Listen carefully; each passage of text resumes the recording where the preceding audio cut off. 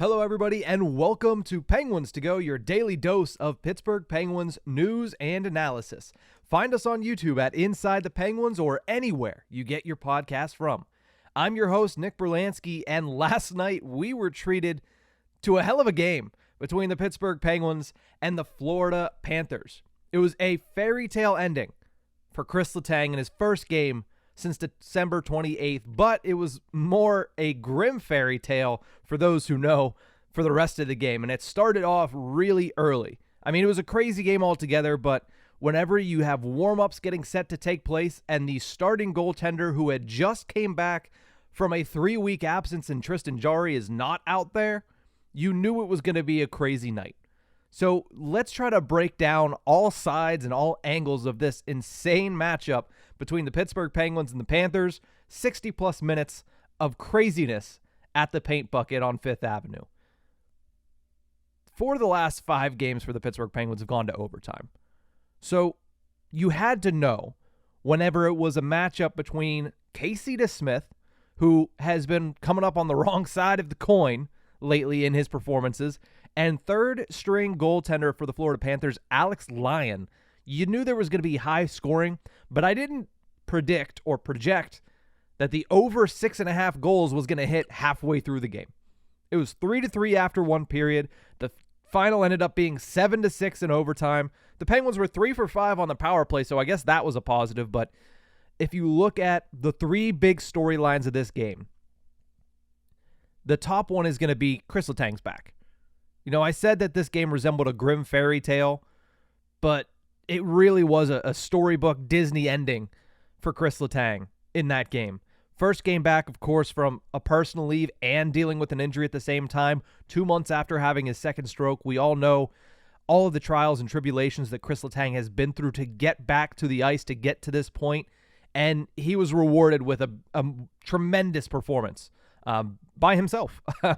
26 minutes and 29 seconds of time on ice, only behind Jeff Petrie, 26 minutes and 53 seconds. Letang went out there with defense partner Brian Dumoulin and put up 59.26% of the shot attempts at 5-on-5 and 59.15% of the expected goals for. And then, of course, the counting stats, the flashy stats, what got him on ESPN as the star of the night for ESPN in the crease. 2 goals, 2 assists, his first 3-point game of the season, his first 4-point game of the season, and his first multi-goal game of the season, including a game-winning goal for the first time in the 2022-23 season.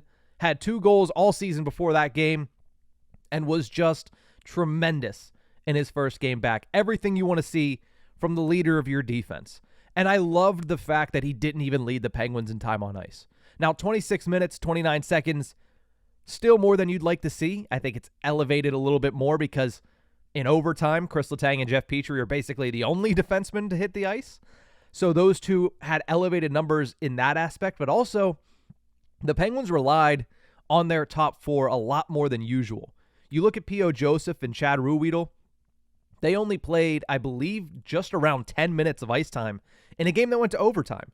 So if that's the split that the Penguins are going to go with, I do think that it's good that Jeff Petrie and Marcus Pettersson are playing just as much, if not a little bit more, than Chris Letang and Brian Dumoulin. I talked about it on yesterday's episode as to why I'd like to see Petrie and Pettersson have a little bit more responsibility than whoever Letang is paired up with. I'd like to see them get a little bit more ice time, a little bit more difficult matchups, because I do think that they're better defensively than Letang and Dumoulin for sure.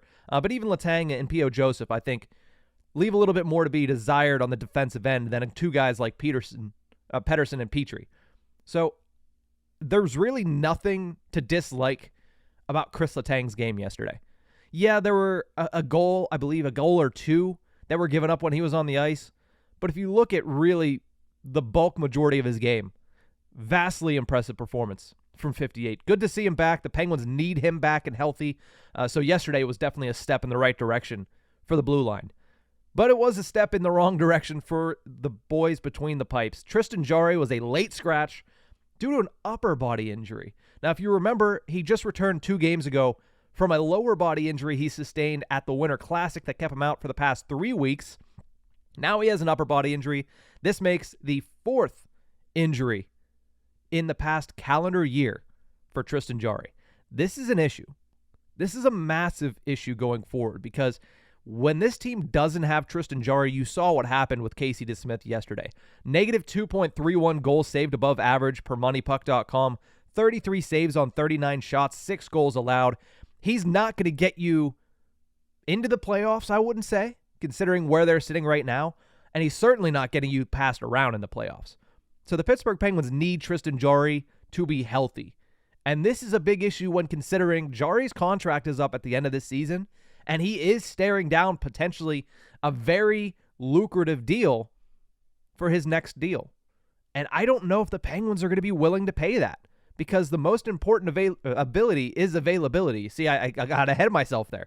And Tristan Jarry has just not been available for the Pittsburgh Penguins, not to mention the only time we've seen him in a playoff series that he actually had control of was the New York Islanders, and you can really even argue that he didn't have control of that, but he was the starter for that entire series, and it just did not go well. So, with Jarry set to start the game, all things being okay at the morning skate, and then not even coming out for warmups, not even being able to come out onto the bench to be the backup. If something were to happen to Casey DeSmith last night, other than giving up 6 goals and looking horrendous, Mike Chiasson would have been in net for the Penguins, the emergency backup goaltender. So I don't know what this is. I don't know what it could have been, but an upper body injury for Tristan Jarry is no bueno for the Pittsburgh Penguins. They need him to be healthy. They can't have him out for an extended period of time. They survived the last injury to Jarry. Right now they're in the first wild card spot because they jumped the Washington Capitals last night with their victory and the Caps' loss to the Colorado Avalanche. But that can be changed as early as Thursday when the Penguins meet the Capitals in the DMV down in the nation's capital. Like I said, the Penguins survived that first injury to Jarry, but if this is a longer absence again, even if it's, well, if it's more than 2 weeks, it's less of a hit than it was the last time because at this point, I just look at it and I say, you know what? The guy's injury prone. Even if it was a freak thing, he just couldn't perform last night. Just hold him out until after the All-Star break. You know, it'd be nice to have him play at Washington. That's an important game in the standings. It'd be nice to have him play against San Jose. You want to have a surefire thing going up against a team that is struggling in San Jose, but just keep him out. You know? Let Casey DeSmith, I guess, get the start against the Capitals. He has history in performing well, especially at Capital One Arena, if I do remember correctly. And then I guess Dustin Tokarski against the San Jose Sharks. And you just have to pray that their desire to tank for Connor Bedard is more than their desire to go out there and get a win. But at the end of the day, these guys are all professionals. They're playing for contracts. If you don't put your best foot forward, you can lose any given day. So I would hold him out. I would say, you know what? You're so injury prone.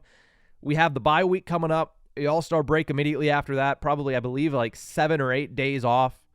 Just extend your bye. You know, work out, rehab, whatever this is, and hopefully come back better after it. But if Jarry is out for a longer period of time, I'm not sure how much longer the Penguins can hold off and stick in a playoff spot with Casey DeSmith and Dustin Tokarski as their goaltenders. But let's finish this episode on a high note. Based on what we saw last night, depth scoring in spades for the Pens. Obviously, the top 6 has accounted for vast majority, if not all of the goals, basically, over the past couple of weeks. I think there was a stat that I had earlier in the week that over the past 10 games, it was 81% of the goals scored by top 6 forwards for the Pittsburgh Penguins. Last night, we already mentioned Chris Letang scored 2. It's nice to get some goals from the blue line. And also, the Penguins' fourth line, Drew O'Connor, Ryan Poehling, and Danton Heinen. Just kind of a ragtag group of guys that were thrown on that third line. Danton Heinen basically in the lineup because Kasperi Kapanen's injured and Josh Archibald's injured, even though he might be coming back soon. And it seems as if the Penguins were losing their patience with Danton Heinen. He hadn't scored a goal, I believe, since October. But he goes out there and he buries one. And an important one at that in the first period to tie things up at 2 after the Penguins had fallen behind 2-0. A nice job by him. A nice job by the other 2 guys on that line as well. Drew O'Connor started the play, brought the puck in, sent a great pass over to Poehling, who got just enough on it. And Danton Heinen does what you have to do in the NHL to score goals, especially when you're on a cold streak. Get to the front of the net and bang home a garbage goal. That's what he was able to do. And then later in the game, another important goal, this time from Drew O'Connor. You got to love the resiliency of this fourth line. You got to love the way that these guys were playing. Drew O'Connor was putting on a puck retrieval clinic yesterday. He was like a dog on a bone, and he's a forechecking menace as well. I really like DOC. When you talk about getting young talent in the bottom six, getting guys that are going to be able to play a fast-paced style of game and be able to make it hard to play against, I think Drew O'Connor can give you that. Now, he needs to do that on a more consistent basis. I think that's his big thing. He can go out there and have games like he did last night, and he'll be an everyday player in this league. But there are certain games where he gets a little too easy to play against. That forechecking isn't quite there. His puck retrieval isn't quite at the level it was last night. But if he can level it out, say play 4 out of every 5 games or even 3 out of every 5 games at that level, he could be a valuable member to this bottom six. So I liked what I saw from DOC. Danton Heinen finally breaking through. I hope it's the start to something more. Because last season, Danton Heinen was one of the most important players on the Pittsburgh Penguins because he was able to give them that secondary scoring. It was really Danton Heinen and Evan Rodriguez. Most pleasant surprises of last season when it comes to the offense.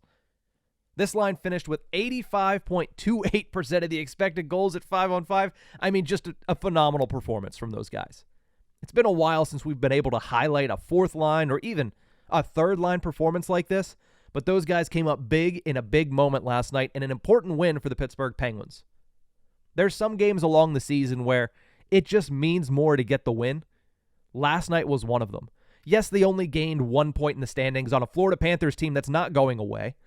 It may not be the President's Trophy Florida Panthers from last year, but they're right alongside the Pittsburgh Penguins fighting for one of those last 2 playoff spots.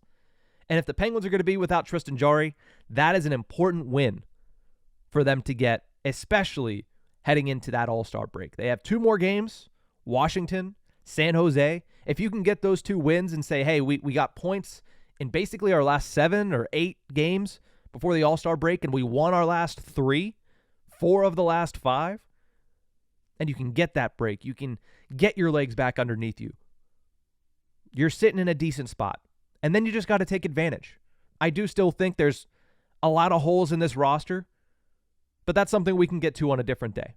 Jarry being out is a massive concern, but getting Chris Letang back, getting some depth scoring from the fourth line, a lot of positives to take out of yesterday as well.